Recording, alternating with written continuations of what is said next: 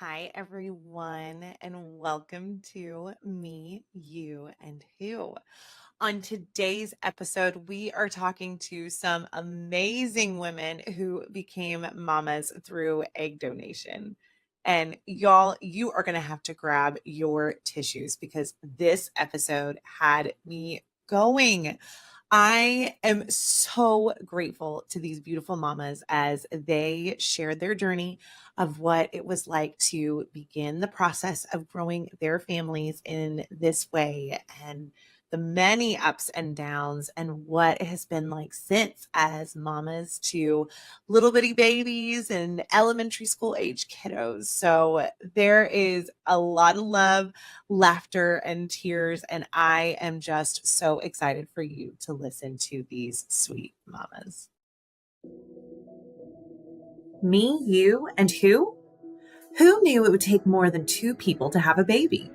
In a world where infertility is no longer a taboo topic, this podcast will take you through all the different aspects of surrogacy and egg donation through the lens of many who walk this journey in different ways.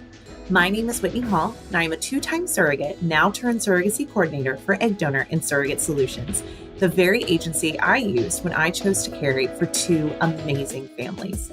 With this podcast, it is our goal to help guide and support you as you learn about what it takes to grow a family in an alternative way, as well as hear inspiring and beautiful stories of how this path has changed lives forever. We can't wait for you to hear about just one more way happy families are created every day. Good morning, everybody. Hello, hello. It's a party this morning. Good morning. Good morning. Good morning. You guys, I am so grateful for you just giving your time to this. Thank you, thank you, thank you. As we get to talk about just, our families were created here. So thanks for giving your time. Why don't you all go around and say your name so that our listeners know which voices go with who? Hillary, you can go first since you're at the top of my screen. Okay. Hi, I'm Hillary Redwine. Yeah. I'm Rachel Webster. I'm Jennifer Dunn. I'm Carrie Collier-Brown. Yay! And you are our egg donor mamas, and we are so grateful for just you guys wanting to tell your story. But before we get into just the fun of where you are now, I want to know just from each of you what led you guys to egg donation as the way that you were going to create your families. I'll go first. I essentially exceeded all of my infertility avenues at that point. So I think I did 4 IUIs, 5 IVFs after 5 different doctors, hearing different things. I finally thought, you know what? I do have low egg reserve. It finally clicked in one day, I guess. And so, our doctor said this is what we need to do after many years of saying it. My husband and I finally just sat down and said, okay, this is what we need to do. And that was it. So that's what led us to it, is just trying and exceeding everything else for so many years, for 7 years. So yeah, we finally got to that point where we were ready and did it. And did it? I'd say ours was very similar. I was diagnosed when I was 31 with premature ovarian failure or low reserve, whatever. All of those really nice words that they used to categorize something like that. Great to hear, at only 31. So we were in Washington, D.C., and were referred to GW Hospital has an RE practice, and went there and did 4 rounds with my eggs, never got more than 1 or 2 embryos. And on the 4th try, it was successful, and we had a daughter. Moved back to Austin, and when she was 2, I think, sort of got back up ready to dive back in and try again and again. And it took a lot. I mean, it was nice to have those 2 years off to not worry about any of this. And it's just joy having a baby. So we went back in, and it was just a terrible failure. Tried 3 more times, and same thing. Just really, that was the only way to, have a genetic sibling for our daughter. And so we did an IVF round with donor eggs, and got twins.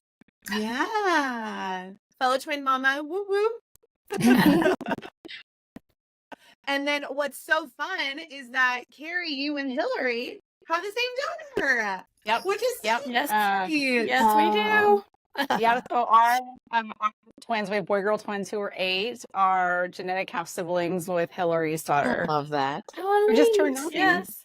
Yes, she did. She turned 9 on Monday. Yes. Aw, happy birthday. Oh, 9 going on like 16. I know one of that those. one. But I have to say one of the coolest things about this is obviously beginning to know Carrie and her family, but her daughter Willow, who is not biologically related to Corinne.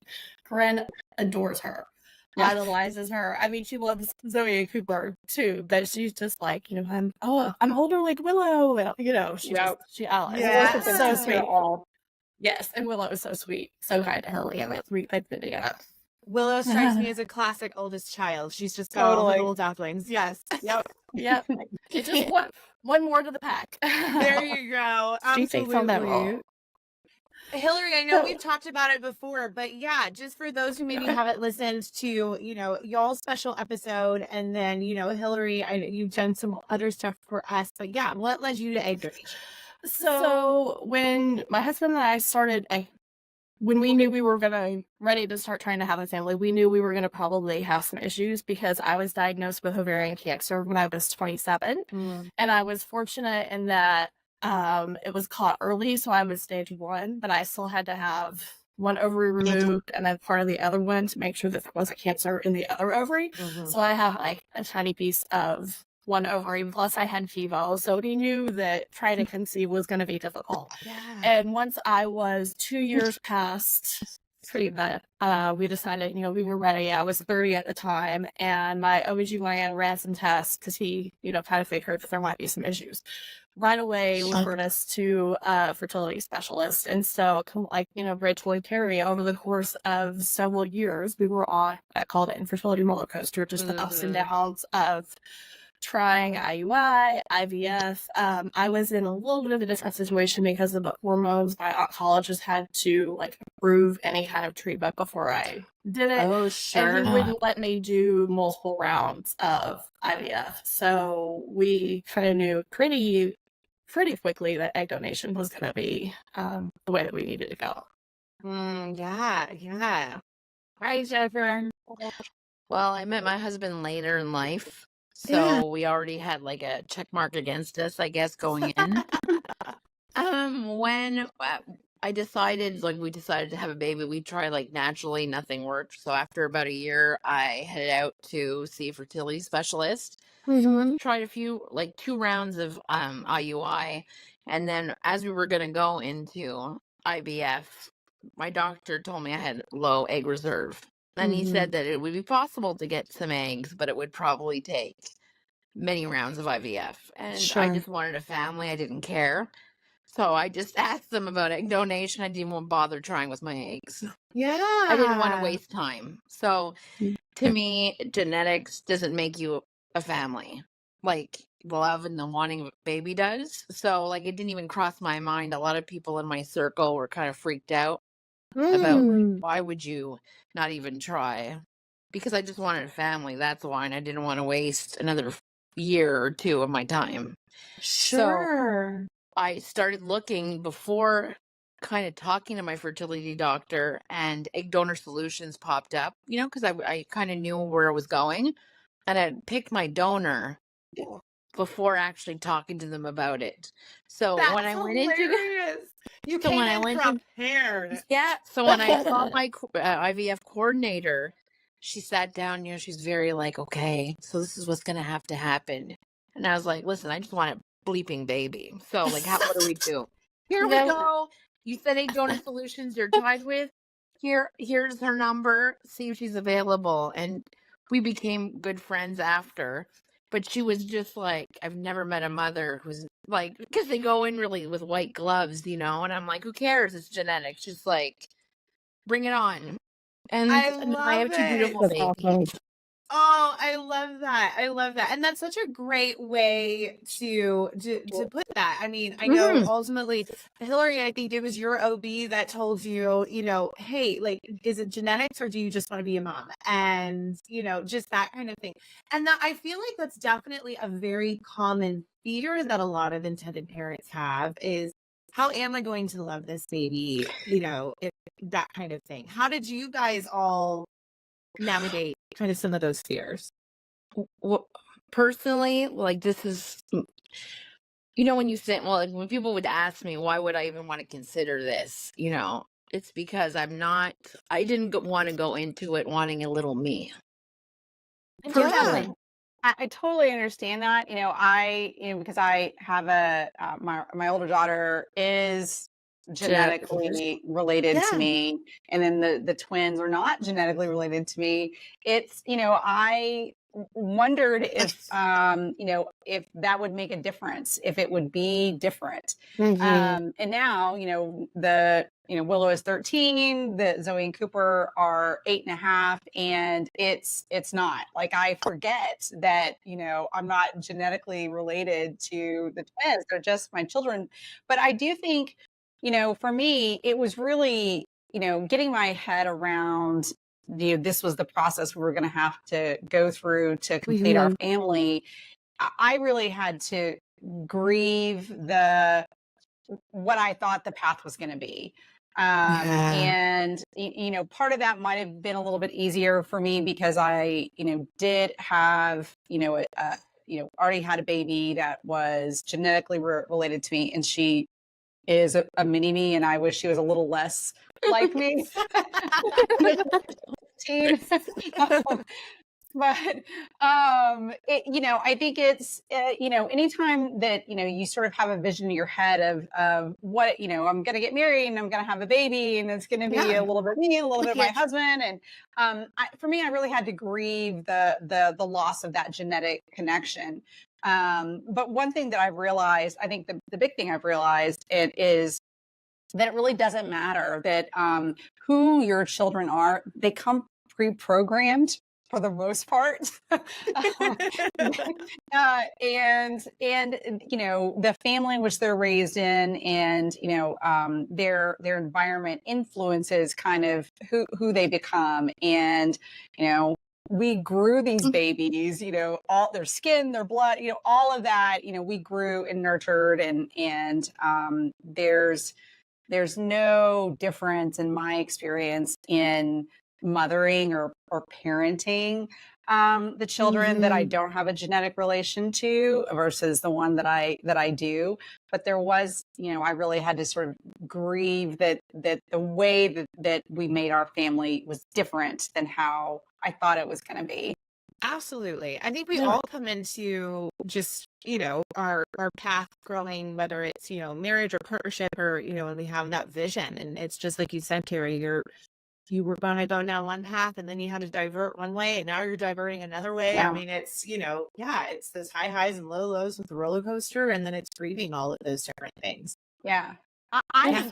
Jennifer, I wish, more people who find themselves in the position, that I was in and that we were in, could get there as fast as you get. Like, I wish someone had talked to me like that, because it would have saved me so much heartache and money and But I'm the type of person, if I found like a kitten on the side of the road, it's my cat.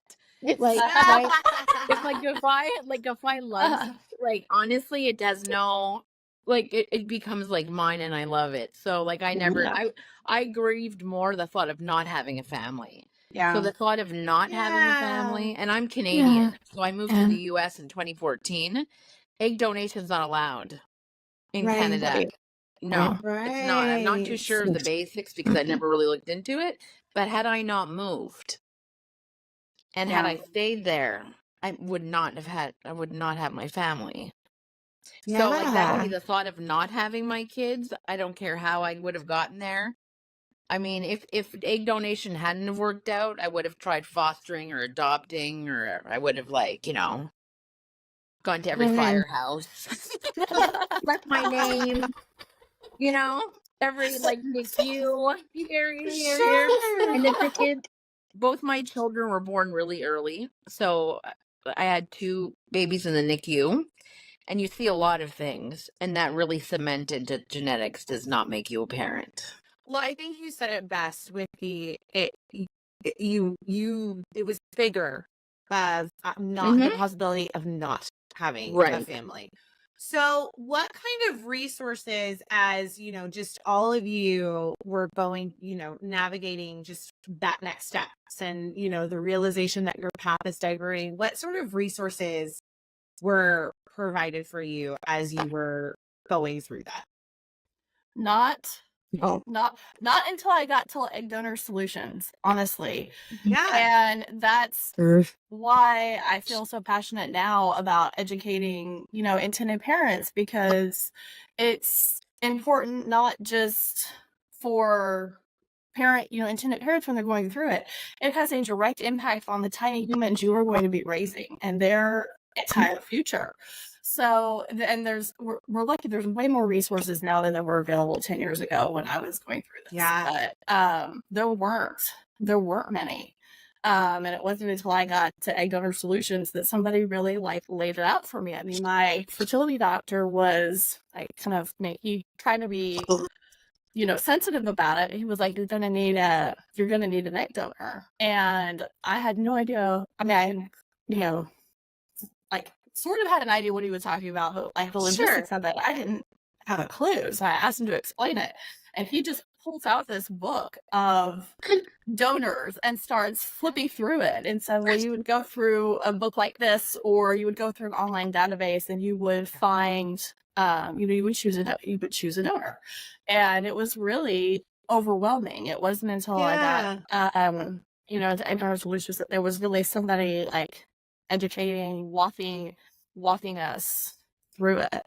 And I feel really lucky that we ended up at Egg Donor Solutions, because one of the things that was really important to me was being able to meet our donor in person and choosing someone that is going to be open to having contact down the line for a whole host of reasons, updated medical information for any future children if they have questions or wanted to meet her at some point. At the time, there were, and there's still, not all agencies are willing to do that, but I think there's more now. At the time, it really wasn't very common to go the no donor route. So, Yeah, absolutely. Well, and that, I mean, that kind of opens, the door to the other question I have was, you're okay, you've just been told now you have to go, okay, this is it. If you want to move on with if you want to move forward with growing your family, egg donation is it. And now you don't have a ton of education at your fingertips, but you're being told here's a binder of people that you can just choose from. And then you start hearing words like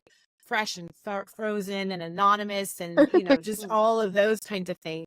How did you decide that, okay, I want to go with the agency. I want to do, this route versus maybe the frozen egg bank route or things like that? To be honest, my doctor just told me you need to pick one of these agencies. Here's a list. I think he gave us 3. You guys, Egg Donor and Surrogate Solutions was the top one. So I looked into it. So I didn't know um, anything. I was naive to the fresh versus frozen. And honestly, I didn't even know about frozen. So I didn't even look into that because that wasn't what I was told. I trusted my doctor and that's what I went with. But now knowing what I know, I 100% would go fresh. And if, I did my due diligence back then when I was going through this, absolutely go with fresh, because you're better getting, on average 6 embryos, normal embryos, compared to they can only guarantee fresh, or frozen bakes can only guarantee 1 embryo. So, and if that, so it's just, that's scary. So I'm so glad and thankful that our doctors led us to this route and to you guys, because it was a success for us. And we were able to have, multiple children and have that option, because some people don't have that option if they go frozen. So. I echo the same. We 10 years ago, we knew for sure a couple of things, and that's that we didn't want it to be totally anonymous. And kind of the guiding thing for me was I didn't want to make any decisions that would foreclose opportunities for knowledge or choice of our future children. You know, they were going to grow up to be people. They're not just a product of our decisions. They're, they may not care to have any information, but I didn't want to make decisions that would make that harder if they did want information or to meet the donor. And back then, it's funny to say back then, but it was 10 years ago, that really limited our options. It foreclosed, going with the egg donors that were associated with the fertility clinics. I couldn't find a single fertility clinic with their own egg donor program that would allow semi-anonymous, any kind of, contact whatsoever with the egg donor. So that immediately sent us to independent egg donor agencies. And we had gotten a list from somebody, I don't even remember who now, of several agencies, and went to one. And it was a real fight, even with that agency. They initially advertised and told us that they would allow a semi-open egg donor relationship, but that didn't go well. That wasn't really, it was a terrible, terrible experience. But one thing we had done in that process is hired our own attorney who specializes in surrogacy agreements and egg donor agreements. And even though no one advised us to do this, no one required us to have a directed agreement with the donor. We hired a lawyer who did one for us, and there were lots of red flags. She gently, sort of pointed out that, but she's the one that highly recommended Egg Donor Solutions. And so when the first agency really that relationship fell apart, we turned to Egg Donor Solutions, and it was so refreshing. Like, I clearly remember we had really been through the ringer at that point. And it was just, of course, we can facilitate that. Here's, an easy way to find which donors are open to that, and from the time that we called Egg Donor Solutions, I think that was like in December, we had a match and had talked to the donor within a week or two, and immediately did the IVF process and did the retrieval like 2 months to the day later. Wow. It was it was just we really needed a break, and at that point, and it was just a wonderful experience. Like, I felt like guidance and experience and just empathy the whole way through. Yeah. Well, and I think that's what makes this process so unique, at least for our agency, is you have that guidance and process the whole way through. You have a coordinator who's answering all of your questions and taking you step by step. When you have been through the ringer, and have gone through all of those steps before you've even gotten here. I mean, you had 1,000 journeys before you're even getting to this one. So yeah, no, absolutely. That's amazing. So you get you get to egg donation, and now you're kind of being thrown this database, right? Or a big book in Hillary's case, at first, or things like that. And I mean, I know just our agency alone has over 450 donors. I mean, how did you navigate that with your partner? I mean, it's such an out of control. You feel like you're so out of control, and now all of a sudden it's like, okay, we need for you to make this very large decision. Just one more decision, that you've already been making. I little different. I had Googled, and that's how I found Egg Donor Solutions. Yeah. And then I started looking and looking and looking. And then when I found our donor, I'm like, I love how her eyes smile when she's smiling, because she looked just effervescent. So I went up and I told my husband, here's our donor. Or what? Yeah, well, I'm going to go. Here's our donor. Do you like your profile? He's like, yeah, I don't know what's happening. So when we So when we went to the fertility clinic and we met our coordinator, after she had her spiel, I'm like, here, do you work with this? Absolutely. This is our number one agency to work with. So I didn't have a lot, like any difficulty at all. I can't even imagine what that must have been like, Carrie, to go through. And like, it's like always a fight. For me, it was just so simple because you guys literally took my hand and walked me completely through A to Z. I said I didn't want it to be anonymous. You set me up with a lawyer. We fixed it up so that we were able to Yeah. find her. It was just such a great experience. I So like love when that. so when I talk to people about it, I'm always like, I can't imagine an agency not being like you, like Egg Donor Solutions. I can't imagine it being like a fight or, or anything like that. It was such a great experience. And my It shouldn't be a husband, fight. It shouldn't be. no, and my husband thinks our kids are pretty cool, so I guess he was on board with the donor. Good job. Good job. You're just making decisions, Jennifer. You're just getting Hey, I'm old and I don't have a lot of time.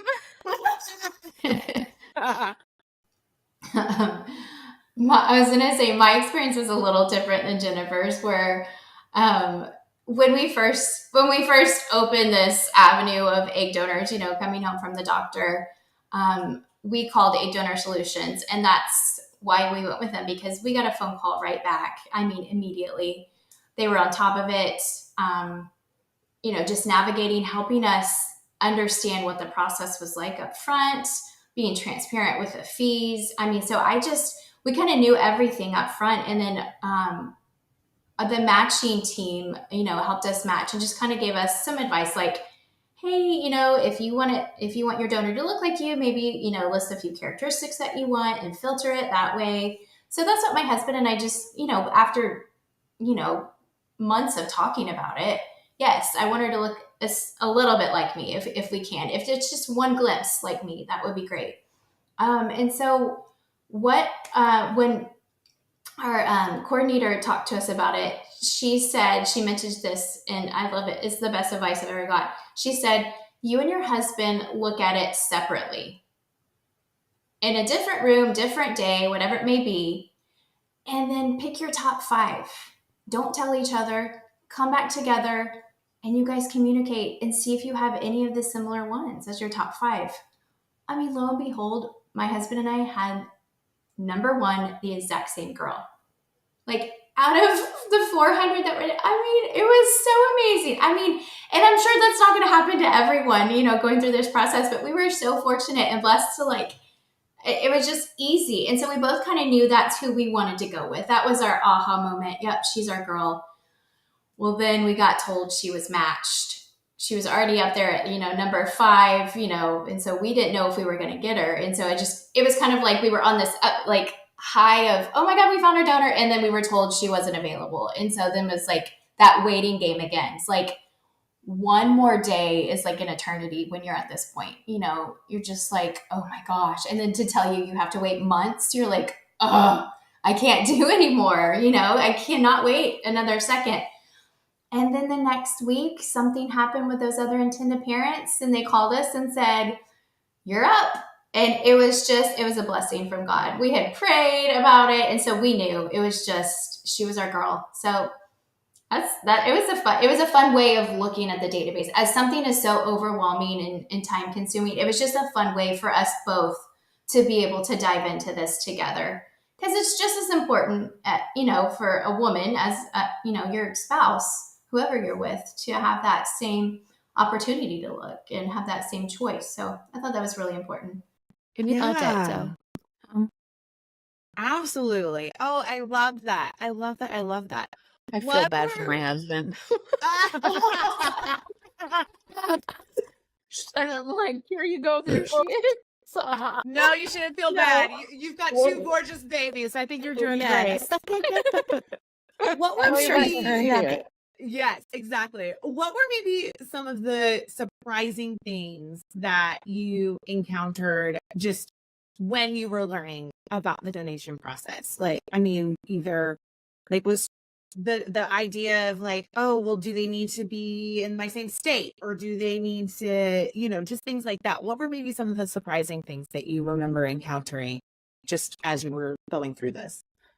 I think for me, one of the things was, and it kind of goes back to what Carrie said, is that it's not at the time, at least at the time, it was not as easy to do a non-anonymous donor agreement as you might think. I thought, that is, just would be the best way to go. We didn't go with my doctor's in-house fertility clinic because they didn't offer that option. Same reason we didn't go with, we felt fresh was better anyway, but we wouldn't even consider frozen because there wasn't an opportunity to even have an arrangement where you could have contact with the donor, have a way to contact in the future. So at the time, that was one of the surprising things for me. I think that's certainly gotten better, thankfully.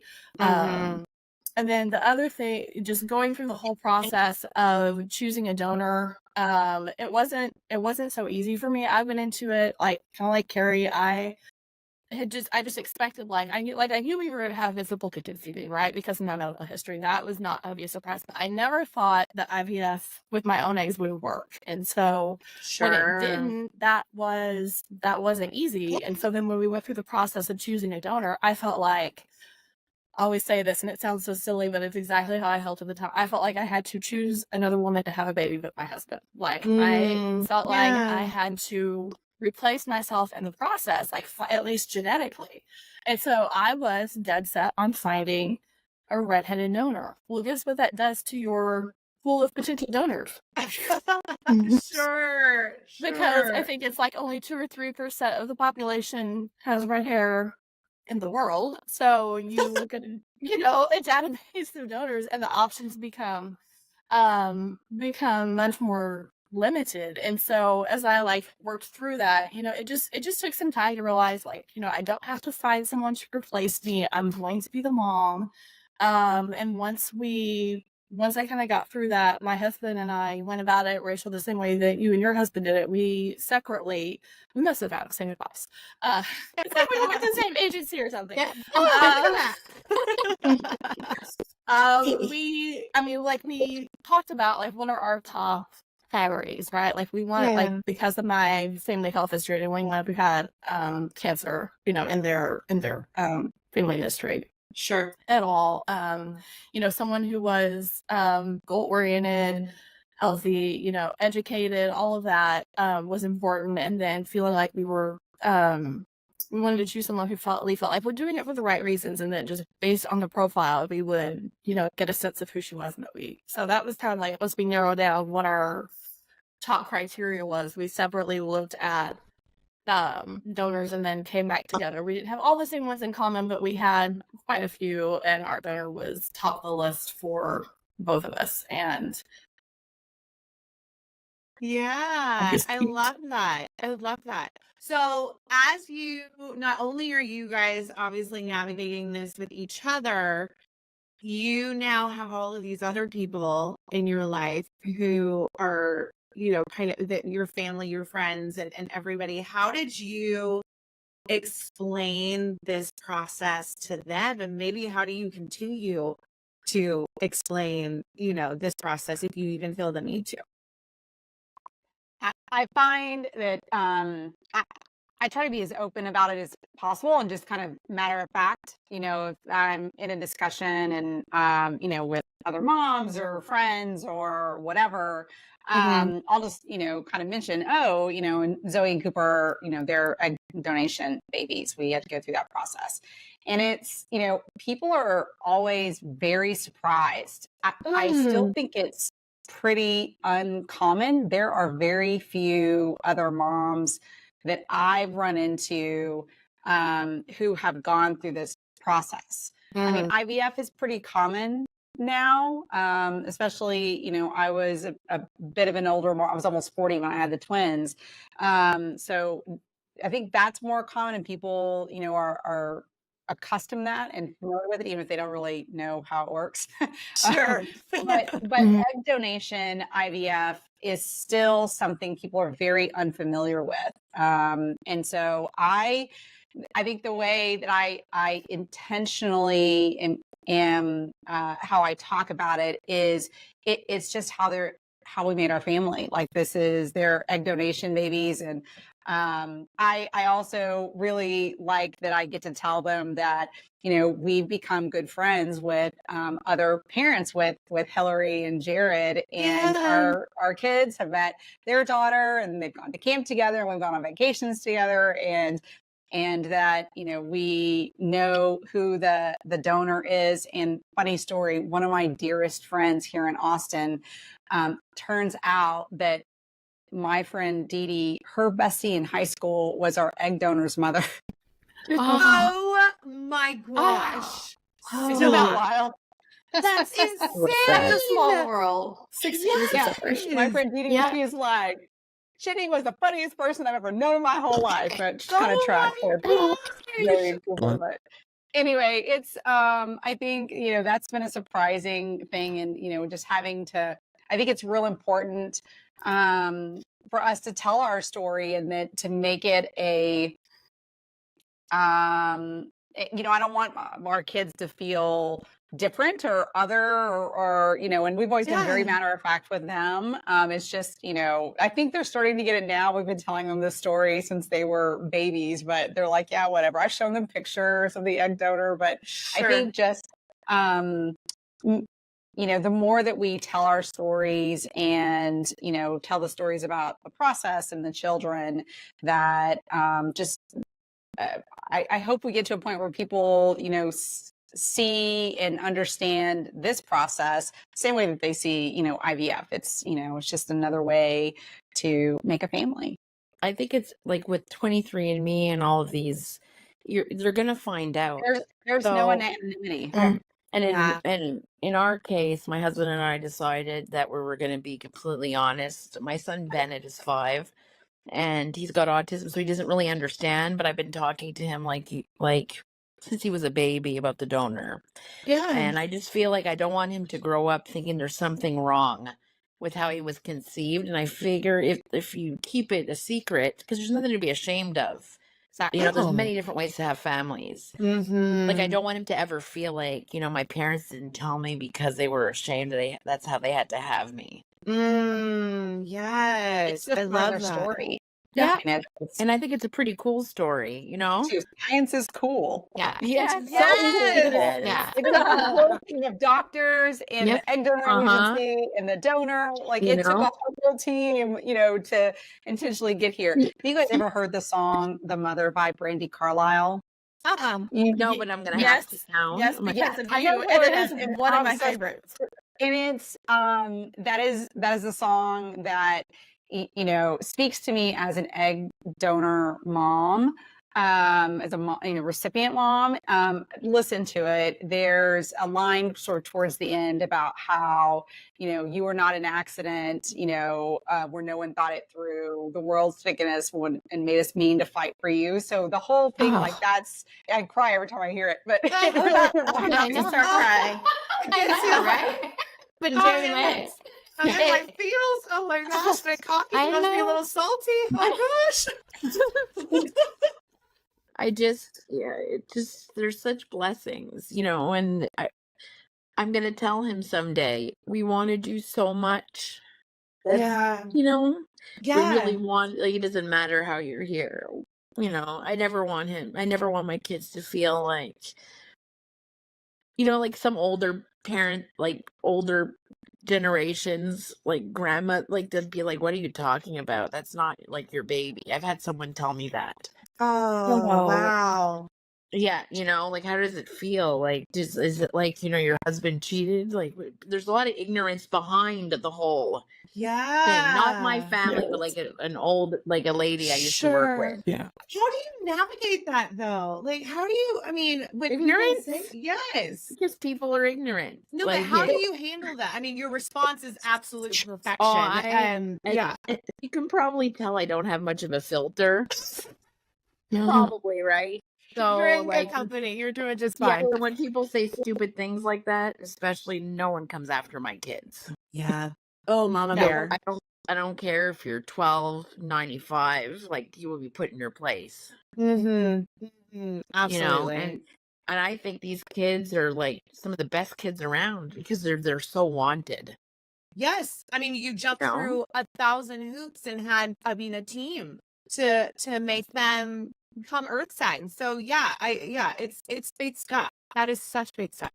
What would you, how, I mean, and Carrie, you kind of talked about it a little bit. You all, you're just early and often with how you're talking to your kids about their story. How has it changed from, when they were little and it's just kind of, maybe just explaining the science of it a little bit to now that they're a little older? And maybe Carrie, how do you navigate maybe some of Willow's questions of, explaining some of that? It's interesting, because I have a 13-year-old and then two 8-year-olds, and IVF was always a part of Willow's story. So it was a while before I think it clicked with her that not all babies are made in a lab. Sure. Because the story that we always told her is, we went to the doctor and, it was all very scientific. So, when she was taking health classes in middle school, I think she got sort of the birds and bees, differently than how we had already always explained how she came to be. So that was kind of a funny quirk. It's, it's interesting. They don't have as many questions as I would expect them to have. Like, I feel like they're like, yeah, we know. Sure. And I think because we've always just talked about it, and I have to remind them, with Corinne, I was like, remember, Corinne's like your sister, like you have the same egg donor, and they're like, yeah, we know. It doesn't. It's not. I mean, I think that's a good thing. It's not. I don't think that they are wondering about where they came from and what does this mean. It's it hasn't really occurred to them that it's something that they need to know more about. I think they wish that I would talk less about it. Well, yeah, it sounds like it's for lack of a better phrase, like not a big deal, if you will. It's not a big deal at all. Yeah. Yeah.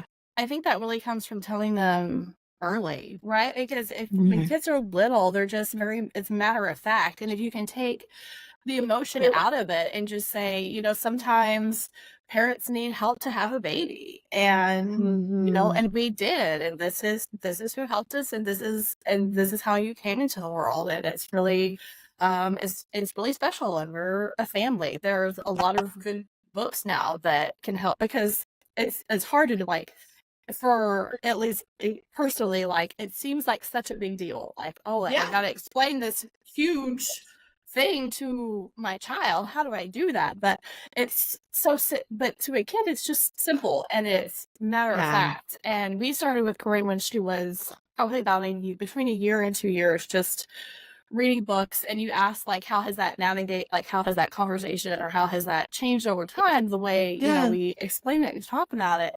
And it kind of started like as she got older, she would start asking me to replace the names in the book with my name and my husband's name and our donor's name. And so she was like personalizing that story for herself. And then I love that. yeah, and we would try to make not talk about all the time, although sometimes I feel like I kind of get like, I know, like probably wish I would talk about it, because of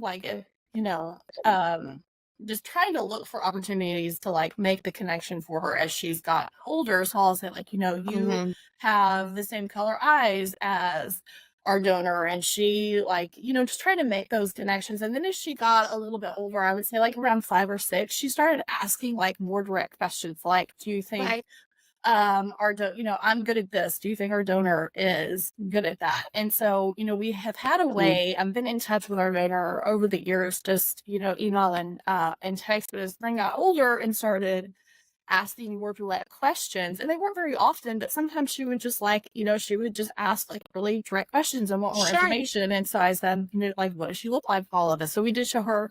So we have pictures, and so we showed her pictures, and I have a way to contact her. So if you have questions that we didn't know the answer to, I can try to find that out. If you want to meet her when you're older, we can, we can talk about it. We can, try to see if she's interested. And then I thought, well, she's asking these questions now at like 5, 6. What if she doesn't want to wait? What if she's going to ask to meet her when she's 10 or 12 or 15 or whatever? So I reached out to our donor, and we actually met up. She lives in Houston. We met up in Houston a couple of years ago, and we started talking. I'm going to try not to cry. She's wonderful. By the way, and I asked her if she would be open to meeting Corinne at some point, and she said, and she hesitated, and I thought, oh no, I've crossed the line, because there's this fear, like, you don't want to cross the line too much because you want to leave that door open. But her hesitation was because because of Corinne. She was like, well, yes, I'm open to anything, because she wanted to meet me. So her concern was only for Corinne. And then and then at one point when Corinne was about 6 or 7, she was like, we were talking about her dinner, and she said, yeah, I want to meet her. And so she got to meet her last year. And oh wow, what was that like? it was great. Salty coffee. Yes. And just, I thought, like, before we went and met her, I thought, would it be hard to see, because she has a connection with her. She has a connection with my daughter that I don't. So, like, is that going to be hard to see that interaction? And it just wasn't. I mean, like, Corinne takes a little bit to warm up to people. So she was kind of not standoff. She's a little bit standoffish. At first, just not standoffish, but reserved a little bit. Sure. And as with so, any kid meeting a new grown up. But our donor, she took Corinne's lead, and she just kind of like talked to her, after questions, and we went to lunch, and then we went back to our hotel where we were staying. And the other thing, she got her daughter too, her 3-year-old, so Corinne's other half sister, and the fact that she allowed us to like meet her daughter too was just so special. And by the time that we got back to that hotel, they were just interacting and laughing, and they just had like a natural affinity and affection for one another. And I have this picture of them, like, as we were leaving, and Corinne went up to her on her own and gave her a hug, and our donor said to her, "Thank you for being so sweet to my daughter." Oh gosh! Oh my gosh! I mean, technically, Corinne is her biological daughter, right? But she doesn't see her that way. I think she obviously has a natural affection for her. my Anyway, gosh! I love I'm so glad we did it. It couldn't have gone better. I thought Shira like running down my lips, heavenly days. Oh my gosh. Truly, that's so beautiful. And just again, the openness and it's I think it's so funny that Corinne refers to her as our donor. Like I just love those words, and because I mean words like that are important, and my daughter, and I thank you for being kind to my that's so amazing that you were so open to that. And I just love that you even just have the ability to have that type of connection. And I mean it's their story, and it makes it's a family, and however it came to be. I love that. Oh my gosh, I love that so much. So what would you guys say, just add to any potential person who is looking into egg donation as the way to form their family, and to maybe any woman who's thinking about becoming an egg donor? What advice would you give, or little things that you would say? I don't mean this to be such a blatant ad, but I do feel strongly that I wish that our first stop had been with Egg Donor Solutions, because I feel like that's where we finally wasn't hard. Oh, I love that. Yeah. Everything had been so hard before that. And, if I have had a friend or two that's, where they are, and that's what I've encouraged them to do, from our experience. And that's definitely what I would encourage people to do. I think that I would also encourage them to seek out other, these podcasts. And I would send all of this kind of stuff, because I didn't know anybody who had ever gone through this process. I didn't have anyone to ask. We were really just navigating this blindly Sure. 10 years ago. So I think, that's the best advice I can give. And the other advice I would say is, everything is going to be exactly how it should be. You're going to get the children that are yours. I love that. I would agree, and I think also just trusting this system and this route that led you to this, because like Carrie said, these are your baby. No matter how they came to be, they are your babies 100%. And it's so hard for intended mothers or fathers or whoever it may be, to say, how do you do this? Like, how do I know that this is okay and to do this? And like Carrie said, yeah, I think you need people. You need a tribe to help you through this. And so to be open, and if you don't have family that understand or friends that understand, then go to and seek out, on Facebook or listen to podcasts. There's so many avenues now. And I wish I had more of that. I wish I would have seeked out more. I think it would have helped navigate me to grieve in the way I needed to more, and understand the process better, and just help me navigate it. And so I wish I would have done that more and just seeked out to more people, because you are by yourself. I didn't know anyone. I had lots of family, lots of friends that supported and guided me, but they didn't know, So yeah, you need a tribe, whoever it may be, just to help you through this. No, absolutely. And Hillary has been such an important part, honestly, of my journey. I'm gonna cry. Oh, shout out Hillary. Me too. Yeah. I love you, girl. I just, All I of just you. want, I just want to thank you for reaching out when my babies were in the hospital, for like just helping me.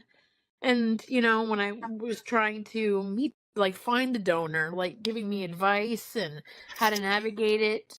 Wait, I'm so grateful to you, because I really feel like you helped me find her. And when hearing your story, I really hope someday, sorry, that becomes my story too for my kids. My son Bennett couldn't care less. Like, I've tried to say, he didn't ask questions. Like, I don't hammer it down. But hearing how, when you met your donor, how important it is for your daughter, it just thank you. Oh, thank you. Oh my gosh. Oh, Really. Because it is a lonely journey. Like, I don't know anyone besides really now you guys. Yeah. That is.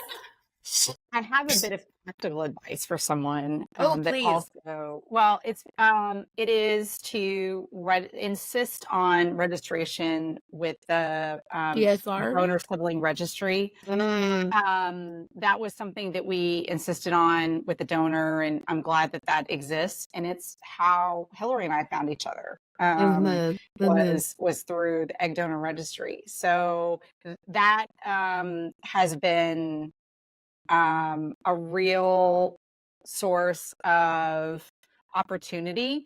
I had, posted on there and sent the donor, an email of just, utter gratitude after the twins were born. And she's not, I mean, she's on there, but she doesn't really, get on there too much. But it was a really nice, lovely, wonderful gift that Hillary found us on there. And that's how, we connected and then, have met in real life. So, and you guys should all go listen to their episode where we talk more about that. So, yeah. Yeah, exactly. That was a fun one. Registry, That I was so definitely fun, recommend doing that. Yeah. Yeah, dance That's how I big, find my donor. absolutely. See, Yeah. Through our contract, it was stated that, she would have to sign up, but I couldn't wait. So Hillary suggested just to reach out to Egg Donor Solutions to see if they would reach out to her, to move it along. And so she finally registered. So I found the donor through Donor Sibling Registry, but no one else has gone through. But I check often. I'm so glad this even exists. I think that it should be mandatory. If you're going to things like that donate, you are should be big. able to know that someday it's not going to maybe be anonymous, and that DSR, you have to register. For the sake of your kids. Yeah. What about you, Hillary? All of the things that everybody said, and just like Carrie said, like Jennifer said, everybody. It's just and Rachel, this is a lonely process, and so one piece of advice, because people just don't talk about it openly. So I'm so glad that we're doing this, and that there's a community now of parents who are willing to be open about it. Because honestly, it's the parents that are going to drive the change and that are going to drive I just think more best practices and things that are in the best interest of our kids. So one, I would encourage, find your people, right? Find your community, because even once you have a child, you're raising a donor conceived child. That comes with another layer of things that you have to think about. It's not something that you have to do all the time and talk ad nauseum about, but it is something that I feel like our kids have a right to know, have a right to have information. And you don't want them to find out from a DNA test one day, right? I mean, you just won't. And if we can do a DNA test, if you can buy a DNA test off the shelves at Walmart or on Amazon now, just think about what it's going to be like when our kids are 15, 18, 20. Sure. How easy is it going to be to find your to find your genetic relatives then. So I would encourage, find your community of parents, but also be open and honest with your children. And then, but I know that it's not an easy process for everybody. And one of the, I interviewed a couple years ago. So I do some of the blog. I do some of the blog writing for Egg Donor Solutions. And one couple that I interviewed, it was the husband who said, this is not like the way that we had our child is not second choice. It's not second best. And just because this wasn't how you planned to have your family, you absolutely can have a family this way, and it will be the family that you're meant to have. It will be the children that you're meant to have, and you are going to love those children just like your own, because they are your own. Oh, I love that. Oh my gosh. Oh my gosh. You guys, just all of the wisdom and the mic dropping that's happening today. Like, oh my gosh, I love it. I love it. Okay, my final question, and this is the fine one. For anyone who knows me, they know that I have a very codependent relationship with. And so at the time of this recording, I may be 3 cups deep. Don't worry about it. But what filled your cup this morning? Literally or figuratively, what filled your cup? Mine was just I've never talked to any mamas before. This is my first time. Yeah. Yay! I know. You got tribe, Rachel. I know. So I'm so excited. Thank y'all so much. It helps. You feel like you're okay and you're in the thick of things and you're now a mom and all that, but it helps to just hear stories and how to navigate. My children are little still, so I don't know how I'm going to navigate telling them. And so just hearing, the future and what I can do and how to guide them, it helps. So thank you. It helped fill my heart today. Thank you. I think it's great that we all come together. That's the thing. Like, even now, like, I live in Phoenix. Yeah. I wish, like, that Hillary was closer, even, like, to go grab a coffee or something. Sure. Like, I would. Yeah. We're I gonna love make it that I happen don't. one day. I know. I'm We're gonna coming to make it happen Texas. one day. I'm coming to Texas. There you go. I really want to. It's. I think it's great that Egg Donor Solutions can facilitate maybe those relationships. Yeah. Yeah. So that other mothers can find each other, because it's so important. Because you could bounce ideas off other moms, get suggestions. You could think of things a little differently. That maybe, I just think so. You guys filled my cup this morning too. I love that. Nice Same. good cry in the morning. Fun Good times way to to start the day, right? There you go. Well, same for me too. It's just all, it's just so special, I think, to connect in this way. Honestly, it's so wonderful to see Carrie and to see Jennifer. And Jennifer, I'm so happy for you, for your family, and for Bennett and for Atticus. I'm so glad Atticus is doing well. He's up for another surgery. It just so he is. Oh, he's so cute. He's so He's sweet. precious. He's precious. Yeah. And I wanted to thank you both. I'm sorry, Hillary, for interrupting, before I totally forget, like, old mom brain. Emma, I really want to thank Egg Donor Solutions for sending, when Atticus was in the NICU, sending gifts to Bennett Oh, yeah. and to us in a really beautiful card. You showed me kindness. That's some of the people closest to me could bother to do. I'm so glad you have been loved and cared for. And I mean, I think yes, it's so scientific, and you're checking boxes and you're trying to, it's a means to an end, but it's people. It's people. Yeah, and like, Egg Donor this is hard. Solutions doesn't make it feel scientific. That's what I feel like part of a family, like the Egg Donor Solutions family. You are part of the family. Yeah. Yes. Very well Thank you. cared for. So this has been so wonderful this morning, and it's morning time. We had just gotten the kids to school, and I come back to get ready for this, and mornings are hectic. We have a grumpy 13-year-old who does not do mornings, and then 2 kids, lots of yelling about where's your shoes and have you brushed your teeth, and I already have you brush your teeth. Yes. And so just the thick of parenting 3 children in the morning, sometimes I can forget in the day-to-day how grateful I am to be their mom and to get to have these hectic, frustrating mornings with my children. So I really appreciate the resetting of, and the remembrance of, just how grateful I am to, this community and to Egg Donor Solutions, that I have children to remind to go brush their teeth. Yes, absolutely. Yes, and for the love, just put your 40 shoes on. times. Yeah. At least. Oh my gosh. Well, you guys, thank you so much for your vulnerability, all of your wisdom and advice, and for just continuing to champion the education that is egg donation. I mean,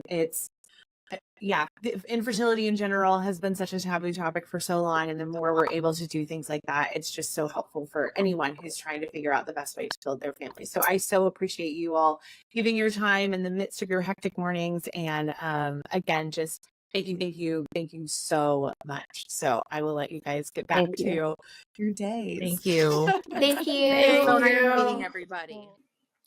Thank you so much for joining us on this episode of the Me, You, and Who podcast. We appreciate your time and hope you enjoyed our discussion today. As we wrap, we would like to remind you of some of the ways to stay connected with us and be part of the Me, You, and Who podcast community. Firstly, if you haven't already, make sure to subscribe to our podcast on your favorite platform. Hit that subscribe button so you never miss an episode and can stay up to date with our latest content. But that's not all. We also have an exciting YouTube channel where we share some bonus content, behind the scenes glimpses, and video versions of our episodes. Head over to your YouTube channel and hit the subscribe button there as well. And don't forget to click the notification bell so you'll be the first to know when the new episodes go live. For more exclusive updates, engaging discussions, and a chance to connect with fellow listeners, be sure to follow us on our social media accounts. You can find us on Instagram, Facebook, and TikTok at Egg Donor and at Surrogate Solutions. As a friendly reminder, the podcast is made possible by Egg Donor and Surrogate Solutions. If you're interested in creating a happy family, visit www.createahappyfamily.com to learn more information. Again, thank you for being part of the Me, You, and Who community. Your support means the world to us. Until next time, stay curious, stay engaged, and join us next time as we share journeys of creating happy families.